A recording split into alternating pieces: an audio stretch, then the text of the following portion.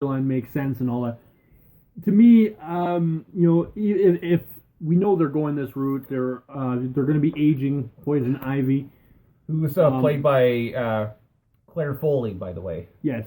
Or so, up to this point, anyways. Up to this point, yes. By Claire Foley for the first two seasons. And I understand it, but the problem being, if you look at all the comic books, all the movies, and that, generally they're all about the same age. Yeah, give or take, they're all about. I mean, Catwoman and Ivy might be a little older than Harley Quinn, who we are assuming we will see at some point. Again, I will riot if I don't see my Harley Quinn. Again, you would think, though, she would, at the very least, she would be a couple years younger than Bruce and Selena are. Yes, and, I really hope they go the proper storyline and keep her a very normal human being up until the point that... Because she was a psychiatrist. She was, You yes. fell in love with the Joker. And, of course, we know that, I mean, it's kind of like having alternative universes or realities, much like they've had in different shows, like what they did with Flash and Supergirl last season, where Flash came from another dimension into Supergirl's which world. Was kind of a shot at the fact that they were on different TV networks. And now at that point, and I mean, and maybe we'll go off and we'll talk about new shows at a later time. I know that tonight is the season premiere for The Flash. And considering that I missed out on the last 8 episodes of last season, I may have to do a little bit of backtracking before I actually watch it. And tomorrow is the 2nd episode of the new season of South Park. I don't care if you don't like South Park. It's funny as hell. I don't know. I mean, I was telling you earlier, not South Park related, but I caught myself singing the Bag of Weed song from Family Guy. And I don't even like Family Guy. You don't have to like these shows. They're just they tell stories about life that just make sense. Oh, we could go on a whole episode on just the brilliance behind the writers for South Park and some of the stuff they did. They are the most intelligent, offensive people in the world. They are, by telling the truth. There's satire that they went off and did on the whole Bush.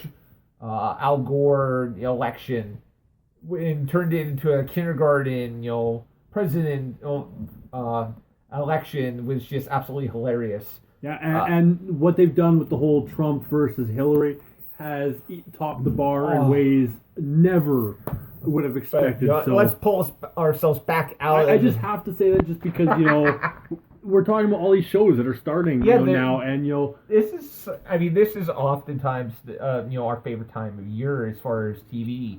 Not just TV. You're talking about the festivals. You're talking about all the events, especially that you and I attend quite often. Well, we're definitely trying to get into. This is a very busy season. This is. It truly is a very busy time.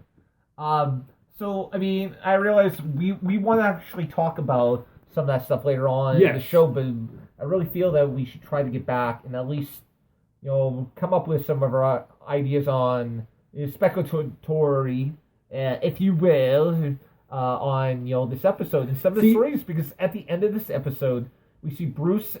Well, we assumed was going to get killed by that member of the Owl Society, but instead he gets kidnapped by him. We find out the stranger has learned Bruce Wayne's name after actually seeing Bruce and realizing the two of them look alike. So we can definitely see something going on there. Who knows? I'm kind of suggest that maybe while Alfred tries to find Bruce, he finds Stranger instead and thinks it's Bruce. I'm wondering more or less if the stranger actually found his way to Bruce Wayne's house and was inside the house when he was, when Bruce Wayne was kidnapped, and instead of Bruce Wayne, it's actually the stranger who has been kidnapped. It would be an interesting twist. It would be an interesting twist, except for the fact that you would have to try to explain why Bruce's hair, why the stranger's hair is, looks like Bruce's, and he was talking like Bruce, and knew who Alfred was. Well, you know what? Stop throwing my theories. No, what I actually believe is going to happen in this season, I think this is going to be the official end of Fish Mooney this season. I believe this will, they're going to finally kill the character off because I don't really see a need for her past this season. There's an interesting line, and it's been used in advertisements, and Penguin goes to see the Riddler in jail, Enigma, and Ed goes off and takes a piece of paper from the wrapping from the puzzle gift that Penguin gave him, and he makes it into a penguin.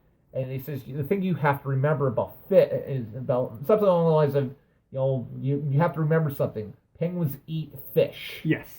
And so, I think that was a very well placed line. Well, absolutely, it was. If there's nothing else to be said about the show, the dialogue in itself is just pure gold, and the casting that they've done with a lot of these characters is absolutely really good. I do think that what we saw, unfortunately, was the death of one of my favorite characters on the show. Doctor Strange's sidekick, Ethel Peabody, was just come right out. Spoiler alert: she dies at the hands of Merv after going off and saying, admitting to Fish Mooney, under the power, the Fish Mooney's powers, so to speak, that she can't do anything to help Fish, who's clearly in some pain, and her body is rejecting her new powers, and saying only the Strange can go off and fix her. And no one knows where Strange is because the police are keeping him under lock and key. So that's going to change. Well, obviously that's going to change, but I do really think at the end of the day, we're going to go off and Fish will possibly get the cure that she's looking for to help strengthen her. But in the end, her body is going to betray her, and it's going to be her body that ultimately leads to her demise. See, I don't think so. I think, honestly, ultimately, it's going to be the Penguin. It's going to be this final showdown between the Penguin and Fish Mooney, and it's going to create this persona for the Penguin of who he truly becomes in the future. Set him finally down that path to becoming not just the diabolical, but the clever, the Kingpin, Kingpin of Gotham, so to speak. I do find it interesting that we're seeing him become more Penguin-esque this season. I noticed that in past seasons you saw him, kind of standing straight even when he was walking with his cane. He seems to be walking more hunched now, which I found very interesting, especially when he walks into the Gotham Police Department office, and talks to everyone in media. But it was the power that came out of his voice is what really, really set him apart from any other season of how he's gone. He is talking with more confidence. He's talking with more power. And the whole, you follow me or I shoot you. There is no middle ground with him anymore. It's you're either with him or you're not. And I think it's phenomenal. We really need to kind of take a quick break before and move on to some of our other. Yeah, there's segments. So much stuff we could go off and we could have talked about, and we're running out of time on this. I'm just looking forward to the next few episodes before I can fully see where I want this. Yeah, to go. Absolutely. There's a lot of things I'm interested. I'm kind of interested in it to see. I'm just briefly talking about it, the love triangle between Butch, Tabitha, and Barbara, and see where that kind of goes as well. That was kind of a storyline that we didn't really get too much into, but it is very intriguing, and I'm very interested to see, if at some point we see Butch's going off and kind of meeting up with Fish Mooney and kind of seeing where his loyalties lie, because he's in love with Tabitha, but he's always been kind of in love with Fish, and constantly finds himself getting stuck with the Penguin. And I'm excited for of course the Killer Croc making his appearance, the Mad Hatter making his appearance, the possibility of Jerome coming back, as well as the possibility of Harley Quinn again. This season. Well, of course you're always. And I'm very curious to see what the Owl Society has in mind for for Bruce Wayne, because it's clear that they're taking him to see members of their organization. Absolutely. So you know what, guys? We do need to take a break. When we come back, we just want to go off and touch on some of the things that happened here in Winnipeg over the weekend. So you know what? Sit back, listen to some of our music, and we'll be back in about 45 seconds to discuss more.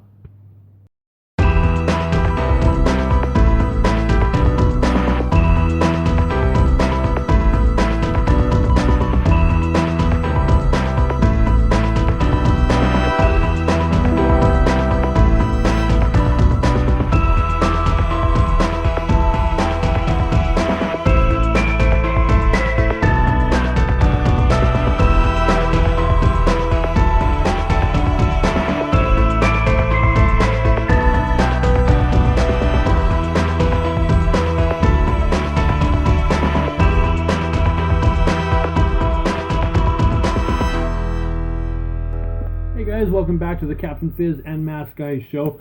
Before we move into our other segments, I wanted to point out the fact that we did a show before we were talking about Stranger Things, and we weren't quite sure whether or not it was being renewed for a second season. It has been confirmed to be renewed for a second season. I'm saying that just because our buddy Weem just mentioned Stranger Things, that he was going to binge watch Gotham now because he hasn't seen single episode of any of them. Weem. So, but I told him he has, after he watches Stranger Things, of course. So I told him he has to watch it, and it's been confirmed for a second season. So even more Stranger Things. Weem, I'm telling you, you better get into the Gotham, man. I'm telling you.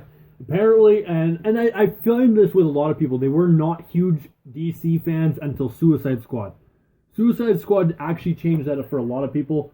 So that's why I'm really glad that movie came out. I have went off, and I've stated on at least a couple of occasions that up until the recent series on Netflix for shows like Daredevil, that DC was kicking Marvel's butt as far as TV shows were going. With the live action, anyways, the cartoons is a different story, and so honestly, there isn't much there with Marvel right now. But honestly, if you guys aren't giving DC a chance with their TV series, you're really missing out if you love comic book shows. Absolutely. So I think what we'll do is we'll talk about what I spent my Saturday night. Yeah, absolutely. Doing. I had the chance to join a local group here in Winnipeg called Costume Alliance. Very, very, great group. Lovely bunch of people.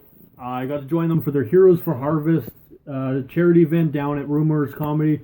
Got to see Chris Gordon live, which honestly was one of the greatest experiences of my life, because with this group here, it's the only chance you'll ever get to see Wolverine heckling a comedian.